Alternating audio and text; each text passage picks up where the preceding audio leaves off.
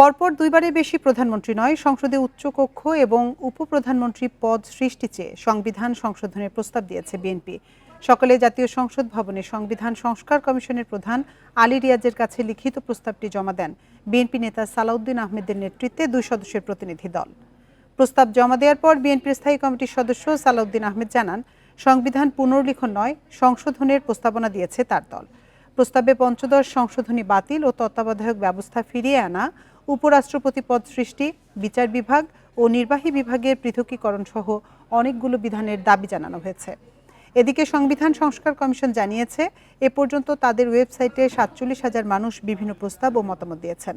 এছাড়া 28টি সংগঠন, 23 জন সুশীল সমাজের প্রতিনিধি, 5 জন সংবিধান বিশেষজ্ঞ, 10 জন তরুণ চিন্তাবিদের সাথে মত বিনিময় ও আলোচনা করেছে কমিশন। সবার মতামত যাচাই বাছাই ও বিশ্লেষণ করছে কমিশন।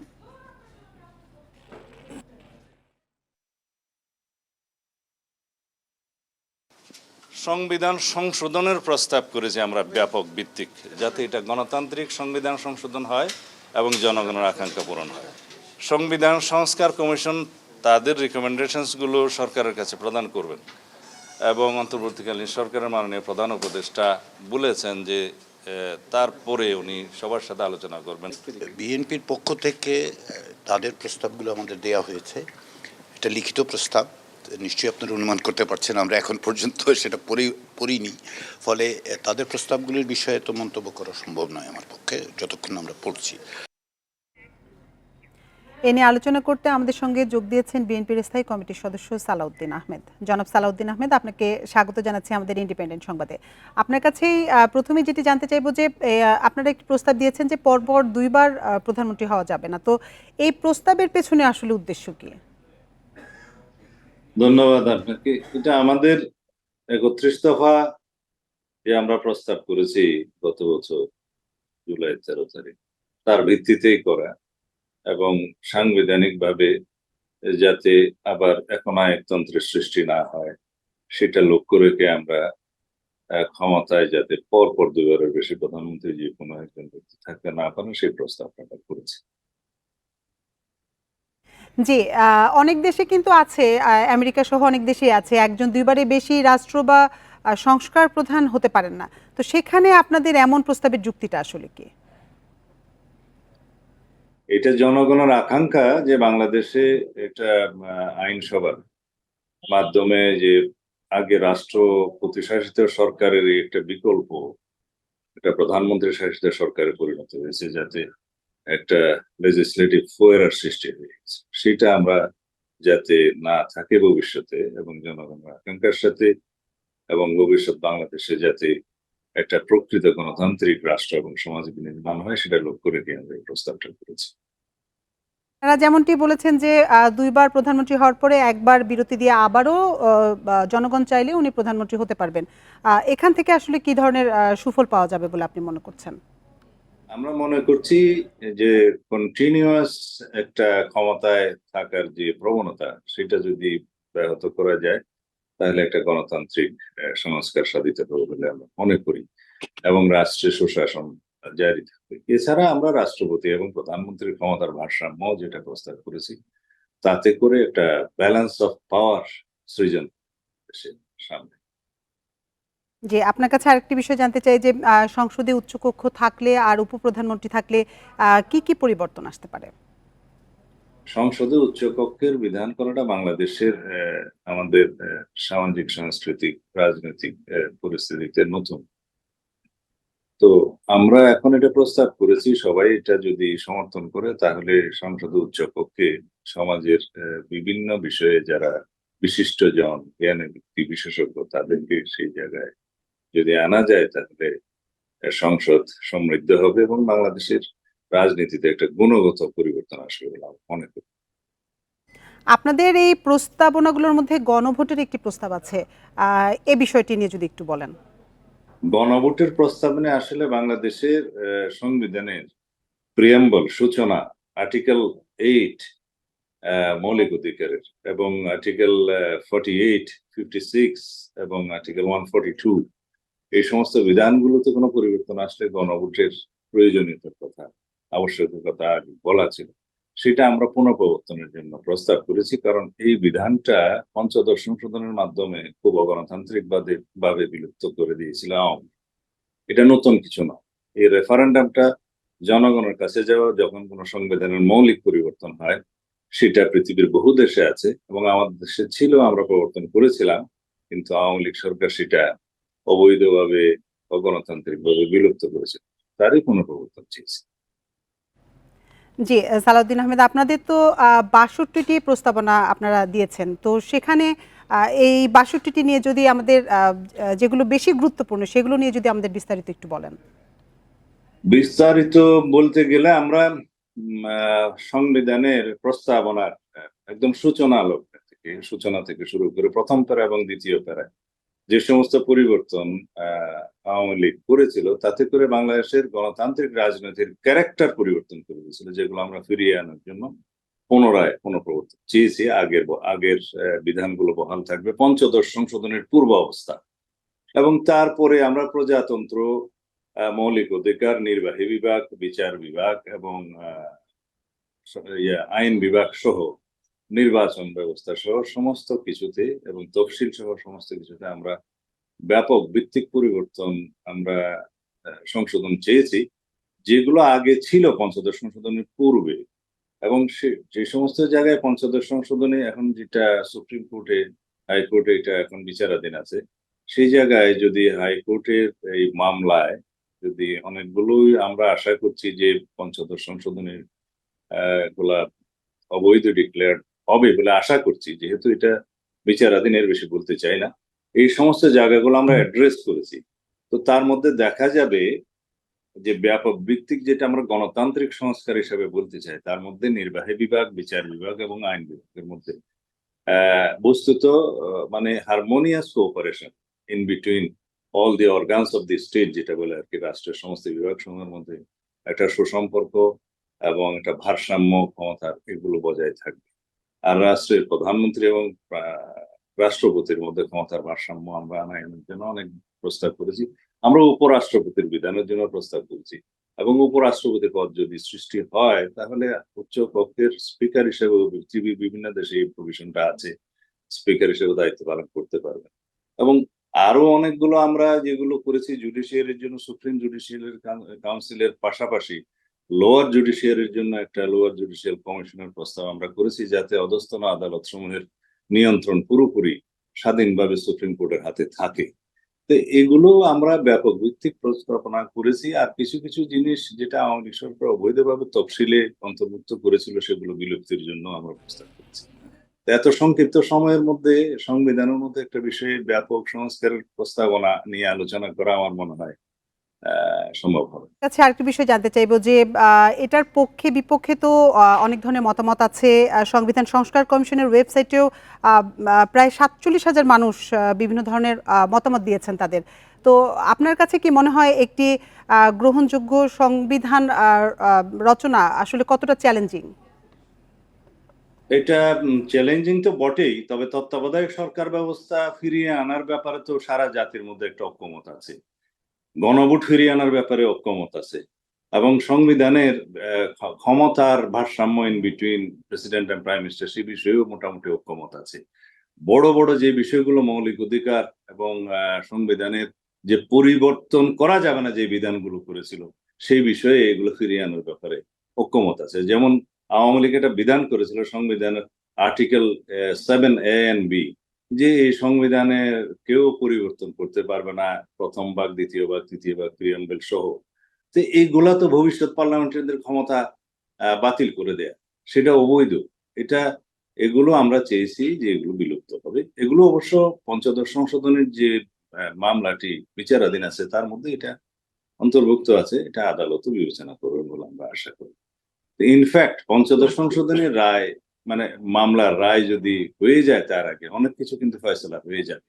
আমাদের সংস্কার প্রস্তাবনা, এখানে গণ আকাঙ্ক্ষার প্রতিফলন হয়েছে, এবং জনমানুষের ভবিষ্যৎ বৈষম্যহীন রাষ্ট্র বিনির্মাণের জন্য যে আকাঙ্ক্ষা বর্তমানে সৃষ্টি হয়েছে, এবং ভবিষ্যতে একটা সমৃদ্ধশালী এবং সাম্যের ভিত্তিতে আইনের শাসনের বাংলাদেশ প্রতিষ্ঠার জন্য আমরা যা কিছু প্রয়োজন মনে করেছি, আমরা সেগুলো প্রস্তাব করেছি। অবশ্যই এগুলা নিয়ে পরে আরো আলোচনা হবে, রিকমেন্ডেশনস গুলো যখন সংস্কার কমিশন প্লেস করবে। তা আমরা আশা করি আমাদের অধিকাংশ প্রস্তাবনা তারা বিবেচনায় নেবে। ছোট্ট করে একটি বিষয় জানতে চাইবো যে আপনারা তো সংস্কারের মাধ্যমে একনায়কতন্ত্র প্রতিরোধ করতে চাচ্ছেন, এ ব্যাপারে আসলে আপনারা কতটা আশাবাদী? আমরা অবশ্যই আশাবাদী, কারণ বাংলাদেশের আগামীর বাংলাদেশ কিন্তু বাংলাদেশের গণমানুষের মধ্যে একটি আকাঙ্ক্ষার সৃষ্টি হয়েছে। শহীদের রক্তের অঙ্গীকার আমাদেরকে পূরণ করতে হবে এবং ভবিষ্যৎ বাংলাদেশ এমন হবে যে বাংলাদেশে কোনো একনায়কত্ব সৃষ্টি হবে না এবং ভবিষ্যৎ বাংলাদেশে কেউ গণতন্ত্রকে হত্যা করার চেষ্টা করবে না এবং একদলীয় ভিত্তিক একটি একতান্ত্রিক এক দলের একনায়কতান্ত্রিক রাষ্ট্র বিনির্মাণের কেউ কোনো দুরাশা করবে না বা স্বপ্ন দেখবে না। সেটা মাথায় রেখেই আমরা এই প্রস্তাবনাগুলো দিয়েছি। আলাউদ্দিন আহমেদ, আমাদেরও প্রত্যাশা সংস্কারের মাধ্যমে গণমানুষের আকাঙ্ক্ষা পূরণ হোক। আপনাকে অসংখ্য ধন্যবাদ আমাদের সাথে যোগ দেওয়ার জন্য। 2013 সালে রাজধানীর শাপলা চত্বরে হেফাজতে ইসলামের সমাবেশে গণহত্যার অভিযোগে আন্তর্জাতিক অপরাধ ট্রাইব্যুনালে অভিযোগ দায়ের করা হয়েছে।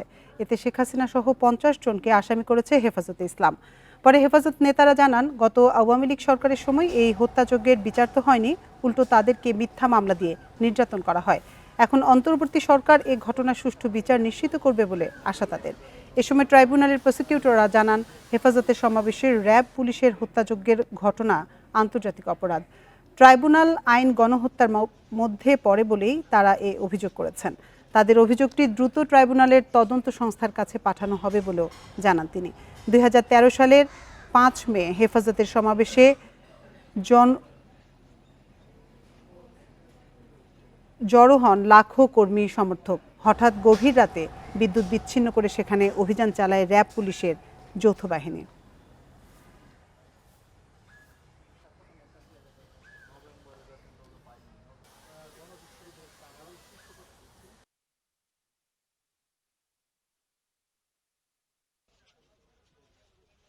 অনেক শহীদ পরিবারের আপনজন, শহীদদের স্ত্রী, শহীদদের সন্তানেরা তাদের আপনজন শহীদ হওয়ার পর তারা তাদের আপনজনদের লাশটুকু পর্যন্ত খুঁজে পায়নি।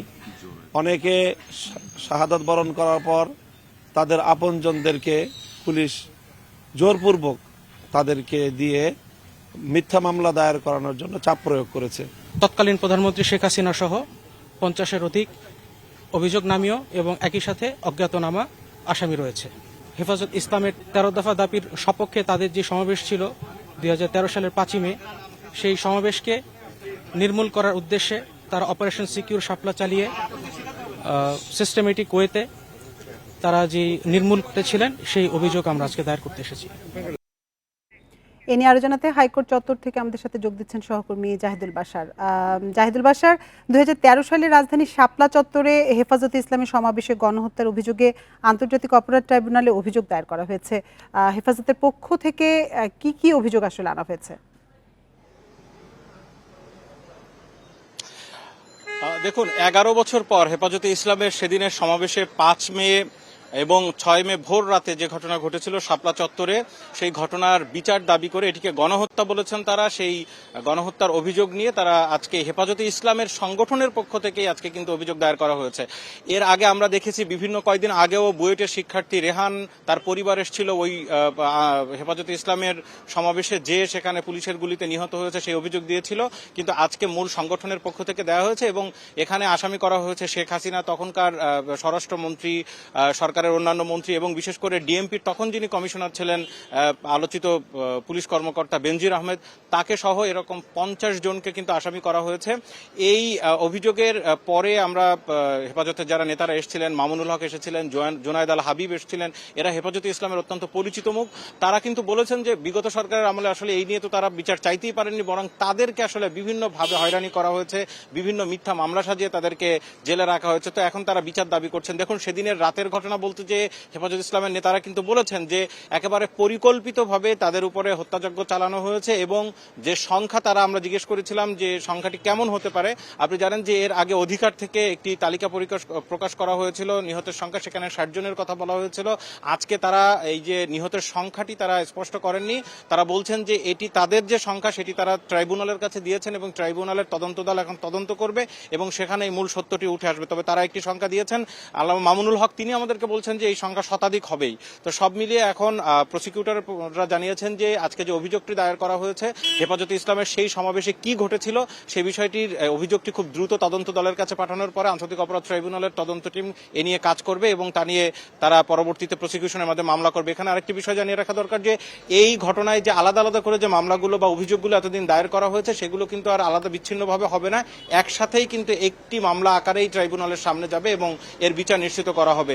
দেখুন, গণহত্যা এবং আন্তর্জাতিক অপরাধ ট্রাইব্যুনালের যে আইনটি সংশোধন করা হয়েছে সেখানে গণহত্যা এবং গুম, মানবতা বিরোধী অপরাধের নতুন যে ডেফিনেশন সব মিলিয়ে হেফাজতে ইসলামের যে ঘটনা সেদিন সেই রাত্রে ঘটেছিল সেই ঘটনা কিন্তু এই আইনের অধীনে পড়ে, এটি আন্তর্জাতিক অপরাধ ট্রাইব্যুনাল প্রসিকিউটররা আমাদেরকে জানিয়েছেন। একটু যদি 2013 সালের 5 মে ফিরে যাই, সেদিন রাতে 5 মে যখন হেফাজতে ইসলামের লাখো কর্মী সমর্থকরা রাজধানীর শাপলা চত্বরে বসেছিল, সেদিন যাওয়ার পরে গভীর রাতে বিশেষ করে 2:45টার দিকে মূল অভিযান শুরু করে পুলিশ, র্যাব এবং বিজিবি সদস্যরা। একদিক থেকে তারা একেবারে ব্ল্যাক আউট করে দিয়ে সেখানে সাউন্ড গ্রেনেড, কাঁদানে গ্যাস সহ বিভিন্নভাবে সেখানে যারা জড়ো হয়েছিল তাদেরকে সরিয়ে দিতে চায় এবং সেই সরিয়ে দেওয়ার কিন্তু একটা কৌশল আমরা দেখেছি। সেখানে সেদিন দৈনিক বাংলা মোড় থেকে শুরু করে এই পাশ থেকে যখন অভিযান চালানো হয় তখন নটরডেম কলেজের গেট এবং কমলাপুরে যাওয়ার দুটি রাস্তা কিন্তু খুলে দেওয়া হয়েছিল যাতে নেতাকর্মীরা সেখান থেকে সরে যেতে পারে। সব মিলে সেদিন রাতে অনেকেই নিহত হয়েছেন, সেই অভিযোগটি হেফাজতে ইসলাম আজকে বলেছে এবং তারা বলেছেন যে এর আগে গত আওয়ামী লীগ সরকারের সময় এই নিয়ে তারা কোথাও মুখ খুলতেই পারেননি, এখন সময় এসেছে এর বিচার করার, তারা বিচার চান, যার কারণে আন্তর্জাতিক অপরাধ ট্রাইব্যুনালে সেদিন আজকে তারা এসেছেন। হাইকোর্ট চত্বর থেকে জানাচ্ছিলেন সহকর্মী জাহিদুল বাশার। আজ থেকে এক সপ্তাহ জাতীয় ছাত্র সংহতি পালন করছে বৈষম্য বিরোধী ছাত্র আন্দোলন। এই কর্মসূচির মাধ্যমে দেশের বিভিন্ন শিক্ষা প্রতিষ্ঠানে গিয়ে একতা ও সংহতির বার্তা পৌঁছানোর লক্ষ্য তাদের। সোমবার দেশের সামগ্রিক পরিস্থিতি নিয়ে বৈষম্য বিরোধী ছাত্র আন্দোলনের কেন্দ্রীয় নির্বাহী কমিটির জরুরি সভা হয়। সেখানে বলা হয়, মাহবুবুর রহমান মোল্লা কলেজ সহ বিভিন্ন জায়গায় আন্দোলনের সুযোগে ছাত্রলীগ সহ আওয়ামী লীগের দোসররা বিশৃঙ্খলা করছে। এটি ঠেকাতেই 5 আগস্টের আগের মতো ঐক্যের বার্তা নিয়ে জাতীয় ছাত্র সংহতি সপ্তাহ ঘোষণা করছেন তারা। এর আগে যুক্ত হয়েছে ফ্যাসিবাদ বিরোধী রাজনৈতিক দল ও ছাত্র সংগঠনগুলো। পরে বৈষম্য বিরোধী ছাত্র আন্দোলনের আহ্বায়ক হাসনাত আবদুল্লাহ বলেন, দেশের ইতিহাসে আওয়ামী লীগই সংখ্যালঘুদের সবচেয়ে বেশি নির্যাতন করেছে। বিদেশে বসেও আওয়ামী লীগ ষড়যন্ত্র করছে, সাম্প্রদায়িক সম্প্রীতি নষ্টের চেষ্টা করছে বলেও অভিযোগ তার। তারা বিদেশে বসে তারা ষড়যন্ত্র করছে। এই ষড়যন্ত্রের জায়গা থেকে আমাদের যে সাম্প্রদায়িক যে সম্প্রীতিটি রয়েছে এই সম্প্রীতিকে নষ্ট করার চেষ্টা করছে। একটি ধারণা তৈরি করা হয়েছে, এটি আওয়ামী লীগের ধারণা যে শুধুমাত্র আওয়ামী লীগই সংখ্যালঘুদের প্রোটেক্ট করবে, কিন্তু সবচেয়ে যদি দেখেন ইতিহাসে আওয়ামী লীগই হচ্ছে সংখ্যালঘুদের অধিকার সবচেয়ে বেশি হরণ করেছে, তাদের জমি সবচেয়ে বেশি লুণ্ঠন করেছে। কলেজ শিক্ষার্থীদের সমস্যা আলোচনার মাধ্যমে সমাধান করতে হবে বলে মন্তব্য করেছেন স্বরাষ্ট্র উপদেষ্টা মোহাম্মদ জাহাঙ্গীর আলম চৌধুরী। সকালে সুনামগঞ্জের তাহিরপুরে হাওড়ের বোরো ফসল রক্ষায় বাঁধের জরিপ কাজ পরিদর্শন শেষে তিনি কথা বলেন। স্বরাষ্ট্র উপদেষ্টা বলেন, কলেজের সমস্যা সমাধানের জন্য শিক্ষকরা রয়েছেন। ছাত্রদের কঠোরভাবে দমন না করে শান্তিপূর্ণ সমাধানের চেষ্টা করা হচ্ছে বলেও জানান তিনি। এ সময় সড়ক অবরোধ সৃষ্টি করে জনভোগান্তি সৃষ্টি না করার আহ্বান জানান স্বরাষ্ট্র উপদেষ্টা।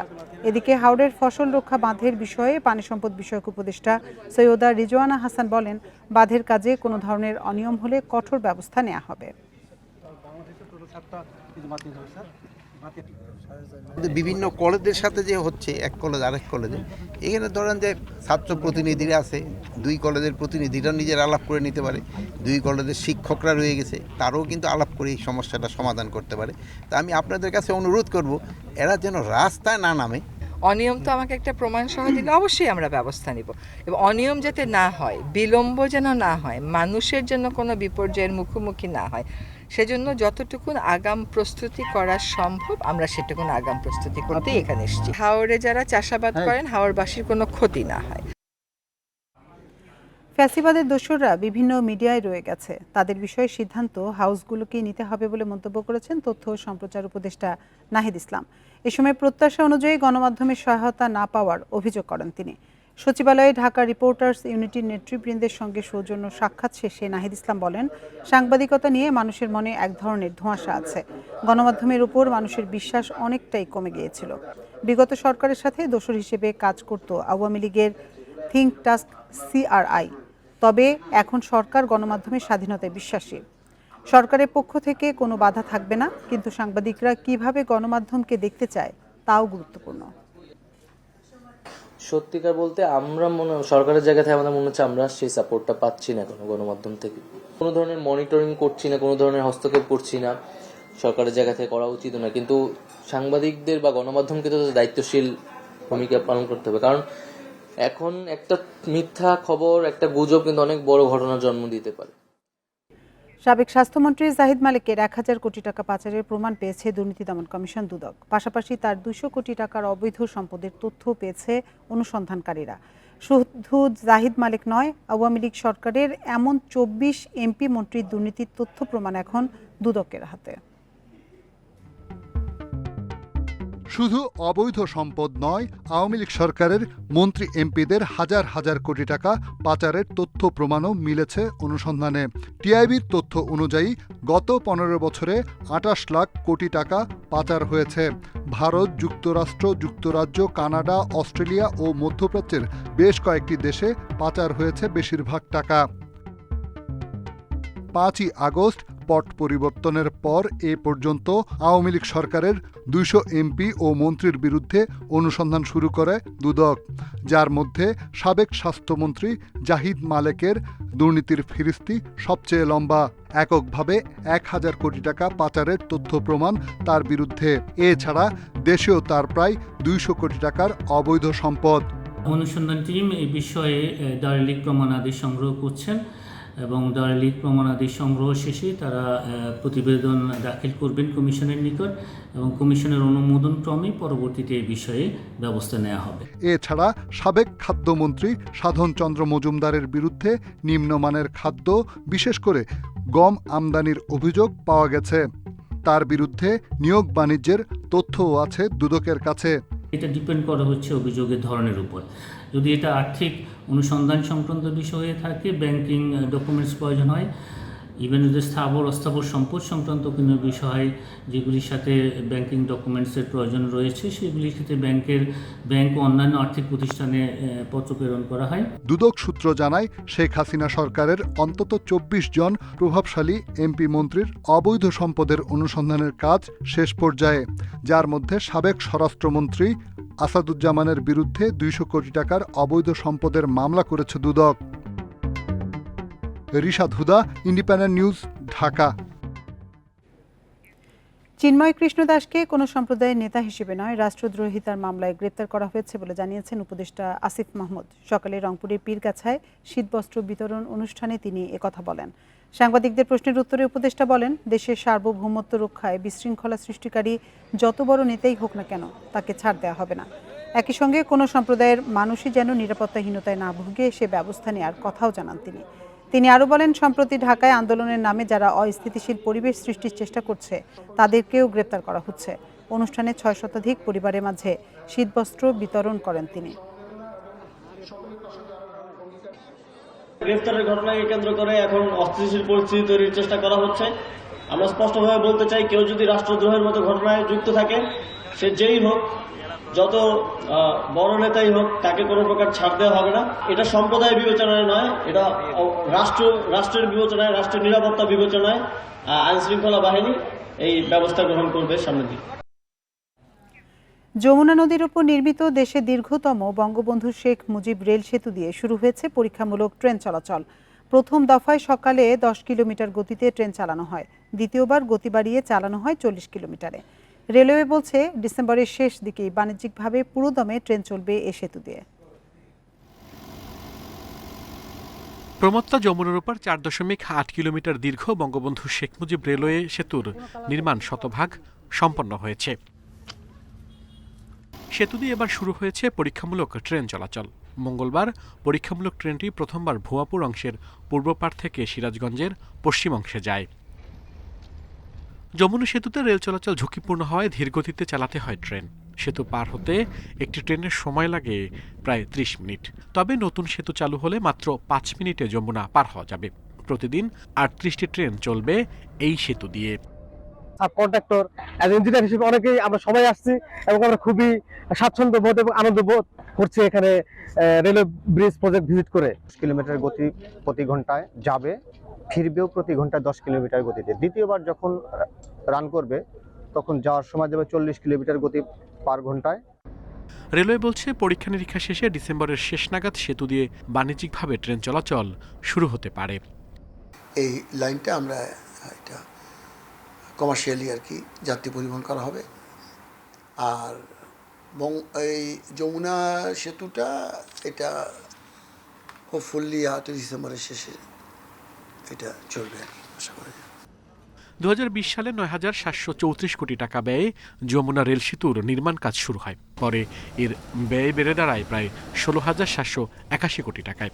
এর মধ্যে 12,149 কোটি টাকা ঋণ দিয়েছে জাইকা। আল আমিন হোসেন, ইন্ডিপেন্ডেন্ট নিউজ, ঢাকা। আর এই ছিল বিরতিহীন সংবাদ দুপুরের আজকের আয়োজনে। ইন্ডিপেন্ডেন্ট টেলিভিশনের সব খবরে বিস্তারিত জানতে চোখ রাখুন ফেসবুক, ইউটিউব এবং এক্সে। এতক্ষণ সাথে থাকার জন্য ধন্যবাদ সবাইকে।